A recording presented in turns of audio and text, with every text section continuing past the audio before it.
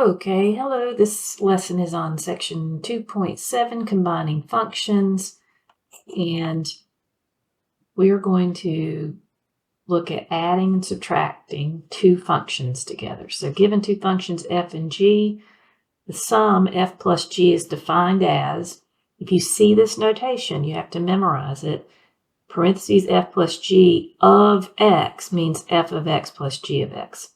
So all we're going to be doing today is combining two functions to create a new function. So sometimes people solve and you're not solving, you're just creating a new function. Before we get into that, we need to talk about the domain. So the domain of f plus g or f minus g is just take the domain of f using those domain checklist rules we've talked about. Find the domain of g using those same rules, and then draw number lines so that you see both of these and find the intersection of the two. So the intersection of the domain of f and g is the domain of f plus g, f minus g, and even f times g. Okay, so our first example, you're given a function f of x, and this is a line. So it's in mx plus b form, so this is a line, diagonal line. And g of x is also another line. And what we're being asked to do is first find the domain. So to find the domain, you find the domain of f, and is there a denominator? No. Is there an even index radical? No. So this, and we know what lines look like, so this domain is all real numbers. Same thing for g of x, it's all real numbers. So the domain of f plus g is pretty trivial. The intersection is just all real numbers. And that domain, the good news is, once you found the sum of the domain of the two functions domain, then that's the same as the difference between the two functions and the product. Okay, now the second thing that we're going to do after we find the domain is we're going to find the sum of two functions, and I want you to notice the difference between these two. So this one says f plus g of -4, and this one says f plus g of x. So when I give you a number, it's supposed to be a lot easier. So you have to remember what it means to add two functions together when you have an input. It means f of -4 plus g of -4. So if I give you a number, it's a whole lot easier to find f of -4 first, which would be -1/4 times 4 plus 1, which is -1 plus 1, which is 0. So f of -4 is 0.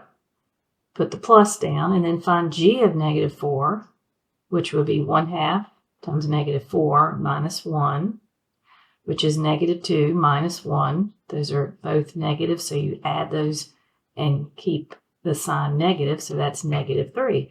And so you put the numbers in, you evaluate at -4 for f and g, and then you add. That's a whole lot easier way to do that, so you get -3.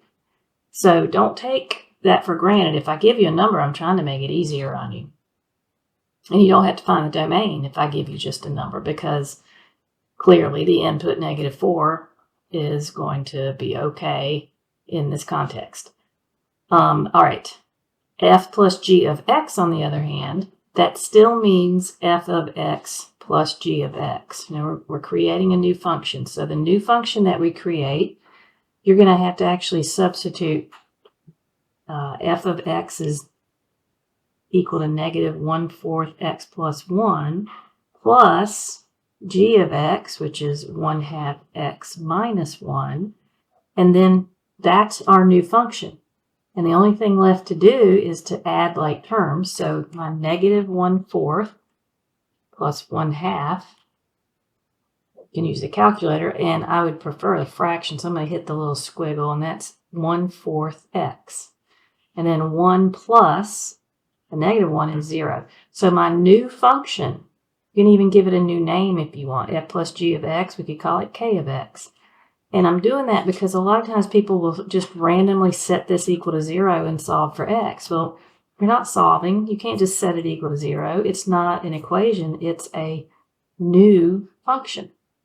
So the sum of a line and another line gives you another line. It's kind of interesting. All right. D says to write the domain of f minus g. Well, we've already done that.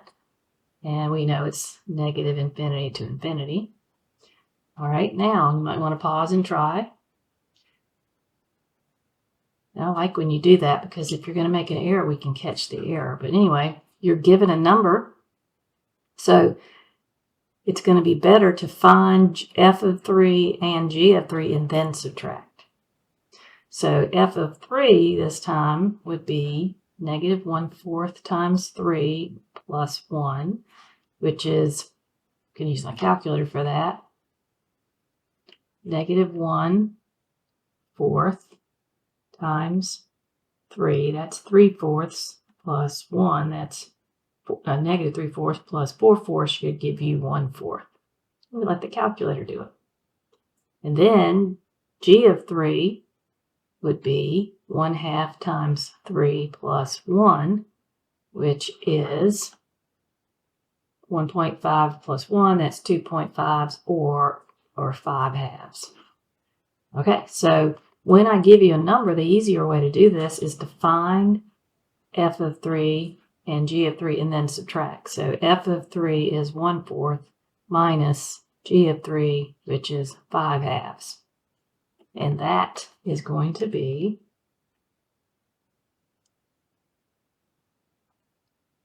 negative 2.25. If I hit the squiggle, I get the improper fraction, which we like better when we're doing algebra.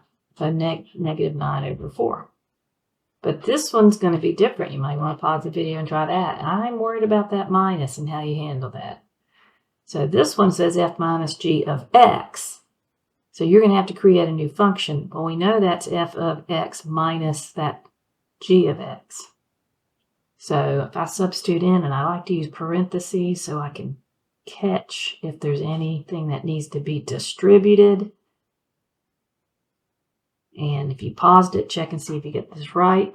So see this minus? It belongs to the g of x, but there are two terms in the g of x. So you have to make sure you distribute it to both of them.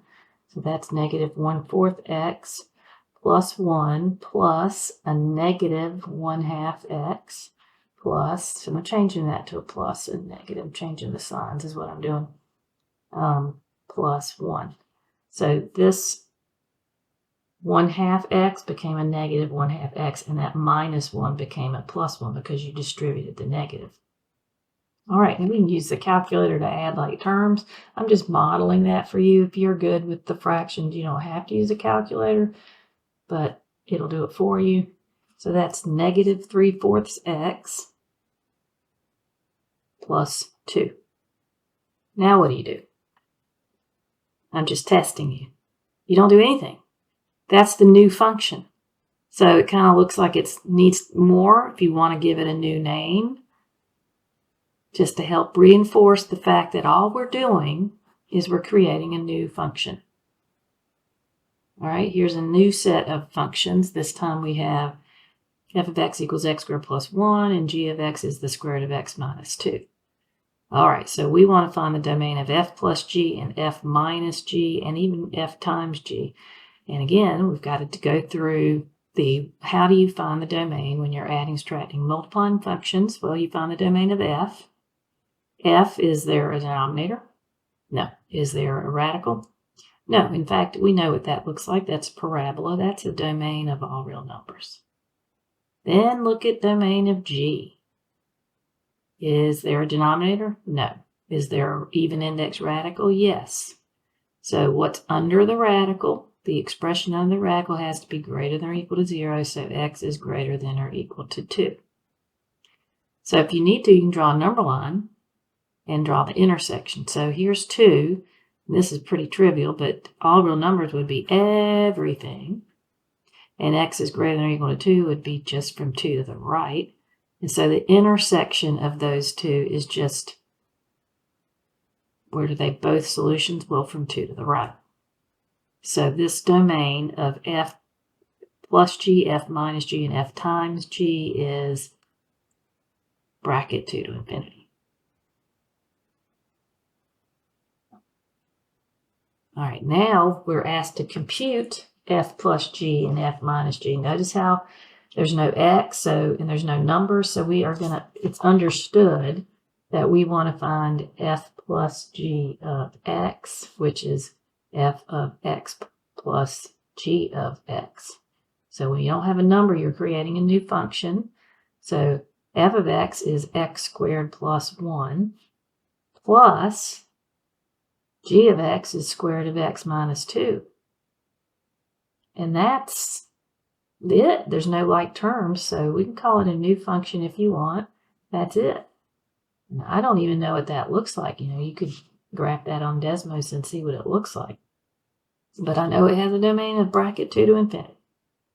All right, if we want to find f minus g of x, that means f of x minus g of x.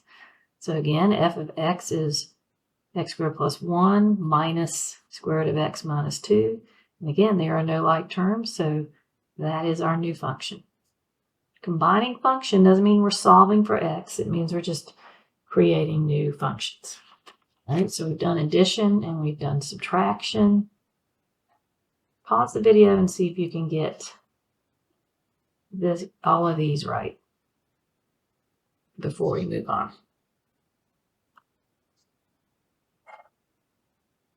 All right, so if you pause the video and you're back with me, the domain of f plus g, there's no restriction on this one or this one, so it's just negative infinity to infinity. Did you notice that this is supposed to be easier? You've got a negative 3 here, so f plus g of negative 3 means f of negative 3 plus g of negative 3. Negative 3 squared is 9 plus 1, that's 10. Negative 3 minus 4, that's negative 7. 10 plus negative 7 is 3. But this one, f plus g of x, means f of x plus g of x.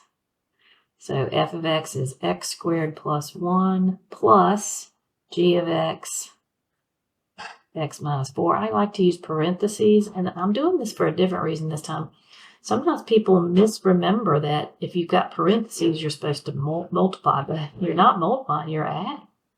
So you're just going to be combining like terms. So x squared, and then there's an x without a like term, and then 1 plus a negative 4 is negative 3. So this time we created a new function that's a quadratic. And that's it. Don't solve. You're just creating a new function. You're done. All right, now subtracting f minus g of negative 5. I think it's a better idea to find f of negative 5 and then find g of negative 5 and then subtract. So negative 5 squared is 25 plus 1, that's 26, minus, and then g of negative 5, see that minus I put down there? G of negative 5 is negative 9. So 26 minus a negative 9 is the same thing as 26 plus 9. So that was 35. And then the last one, f minus g of x, you are stuck with the x, so you have to subtract. Did you deal with the negative okay? That's x squared plus 1 minus parentheses x minus 4. So that's x squared plus 1 minus x plus 4. You have to distribute that negative to both terms.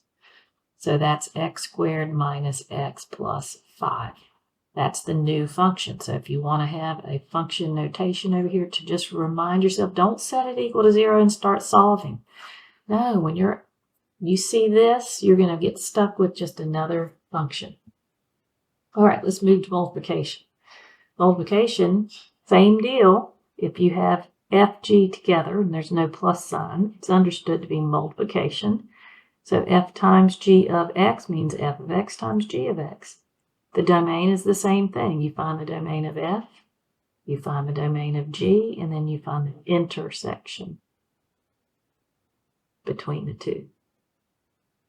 All right, so if we want to find the domain of these two same lines, it's going to be negative infinity to infinity.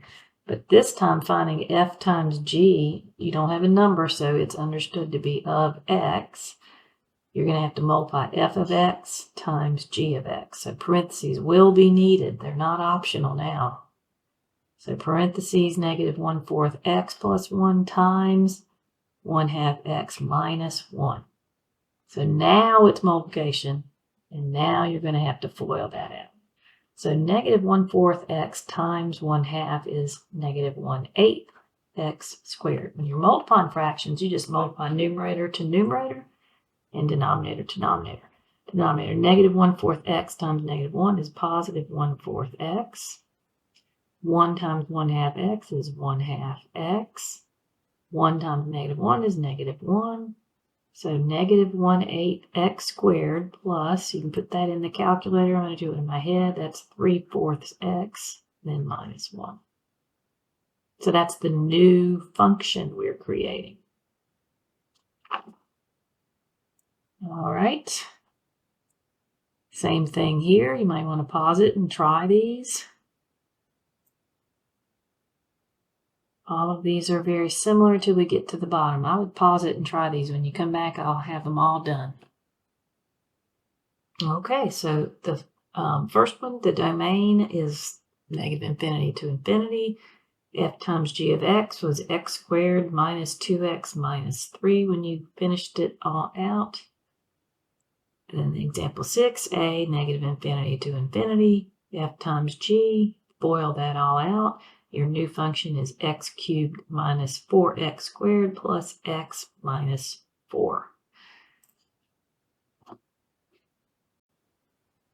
All right, example 7, did you get the domain is negative infinity to infinity? And multiplying these two functions together, because there's nothing to do but create a new function, you FOIL it out, and I got negative 1 x to the 4th plus 5x squared after I added like terms minus 4. All right, let's slow down with example 8 because now we have some interesting functions here. So finding the domain is going to take a little work. So remember to find the domain of f plus g, that new function, f minus g, f times g, they're all the same. First, you find the domain of f and you go through that checklist. Is there a denominator? No. Is there an even index radical? Yes. So we know that what's under that radical has to be greater than or equal to 0. And then we have to make sure we understand that 3 is positive. So we're going to subtract 3 and be left with negative 1x is greater than or equal to negative 3. Divide by negative 1. You get x is less than or equal to positive 3. So we'll put that on the table and we'll come back to it. Now we need to find the domain of g. There's a denominator. So the denominator is x squared minus 2. We know it cannot equal 0. There's only an x. It is x squared, but it's just 1x. So I would just move that minus 2 over and then take the square root. But then remember, when you take the square root, it's plus or minus square root of 2. So we find out that x cannot equal positive square root of 2 or negative square root of 2. And then step 3 is you have to find the intersection by looking at the number line. So if you remember how we did this, I'm going to put these key numbers down. Negative square root of 2 is about negative 1.4. Positive square root of 2 is about positive 1.4, and 3 is to the right. So make sure you get them in the right order. And remember what we said, we're going to do the holes first. I'm going to put a hole here and a hole here. And then I'm going to shade. X is less than or equal to 3 is to the left, but you got to hop over the holes. So that's the intersection of domain F and domain G. So, well, we'll put this in interval notation. Negative infinity to negative square root of 2, union, that's this. And then square root of negative 2 to square root of 2, that's this. And then union square root of 2 to 3, and that's that. So that's a very interesting domain. All right, compute FG. That means find f of g of x, which means f of x times g of x. That looks like it might be hard, but it's really not, because it's just going to be the square root of 3 minus x times 1 over x squared minus 2. And that's a fraction, so we can make this a fraction by putting it over 1. You can put anything over 1 and make it a fraction. So when you multiply, it's not that hard. You just multiply straight across. So that's the square root of 3 minus x over x squared minus 2. That's my new function, and that's the domain it has. All right, and the last thing, fg of 2, I still think you should find f of 2 and then find g of 2 and then multiply.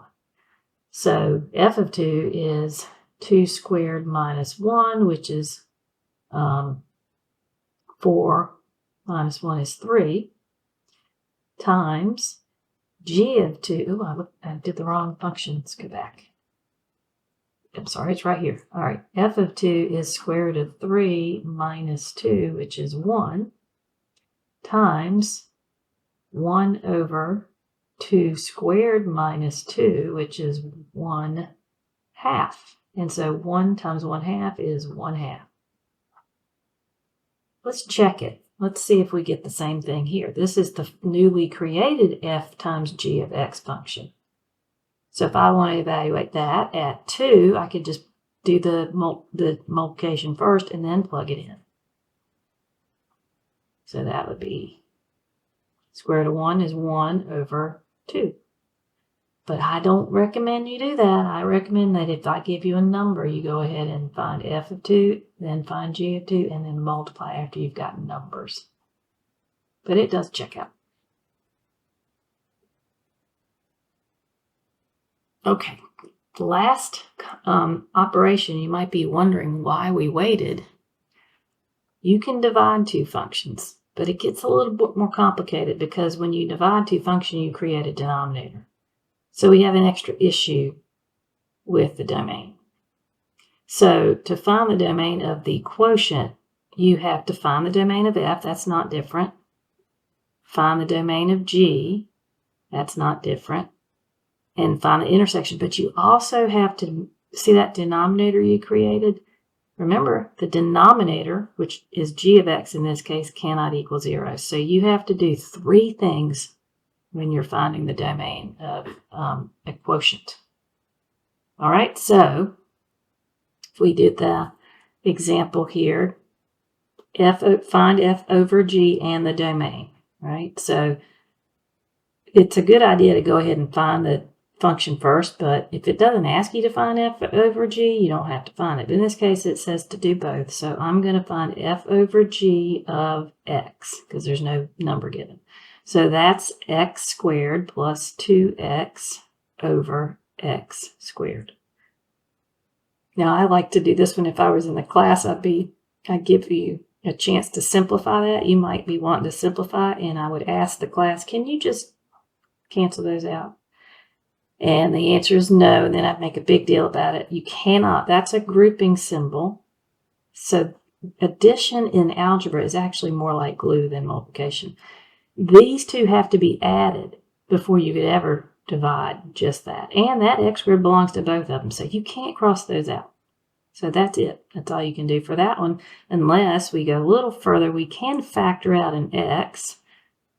I don't know at this stage if I would ask you to do this, but it is quite true that you can factor an x out of both the x squared and the x, and then that multiplication, that's division, that's multiplication. Then you can divide out one of these x's with one of these x's. So that simplifies to x plus 2 over x. That's the new function. All right, now let's talk about the domain. First thing, we have to find the domain of f, and it's all real numbers. We have to find the domain of g, and it's all real numbers. And we'd be done if it were f adding, subtracting, multiplying, but it's dividing. So the last thing we have to do, even before we do any canceling, is you have to look at that g of x, it's in the bottom, and set that not equal to 0. And that gives you x cannot be 0. So all 3 of those means that your domain of f over g would be negative infinity to 0 union 0 to infinity. Okay, so the last one, we're also going to learn a little algebra here. So we learned that you cannot cancel that over addition like that. But you can cancel over multiplication like that. Okay, so let's create this function. So f over g would be, f over g of x would be x plus 2 over x minus 3 over x plus 4. Now we got to do a little algebra. This is known as a complex fraction. You can never leave it like this, a fraction within a fraction. But it's pretty easy to get fixed if you remember that division is the same as multiplying by the reciprocal. All right, and teachers have long been teaching it this way. You can change division to multiplying by the reciprocal. So I have heard people say that you can do it this way. You can keep that numerator, which is x plus 2 over x minus 3, at that, and then change that division to multiplication, okay?